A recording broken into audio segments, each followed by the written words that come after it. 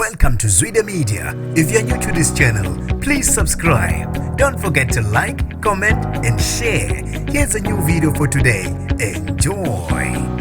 Usakhungathekile umndeni owesilisa othunjwe iqulu lamadoda angaziwa eNanda maqede bamhlukumeza. Ngenibingelele ngiphinde nginamukele kuphi na kuphi lanibona khona le video. Mongoqala usijonele likhasi wamwelekela igama lami usibonga konke wakandwana mothanda ungangibiza intatheli eka YouTube. Uhlalele ovalweni umndeni owesilisa oneminyaka engu33 usicelo Shabalala lothunjwe iqulu lamadoda angaziwa eNanda kwaZulu Natal. UShabalala kubeka ukuthi wathelekelwa iqulu lamadoda angaziwa ehamba abangani bakhe ababili babe sebebakhomba ngezibhamu maqede babaphoqa ukuba behambe nabo bayofika eBhambayi ngase Phoenix okuyila abangani bakhe bakhona ukuphunyuka khona babaleka wasala kanjalo yena uShabalala. Abangani babe sebebuya sebelanda amaphoyisa kodwa bafica imoto abebehamba ngayo isishiwe kanjalo engekho uShabalala phakathi. Emva kwezinsuku ezisikhombisa uShabalala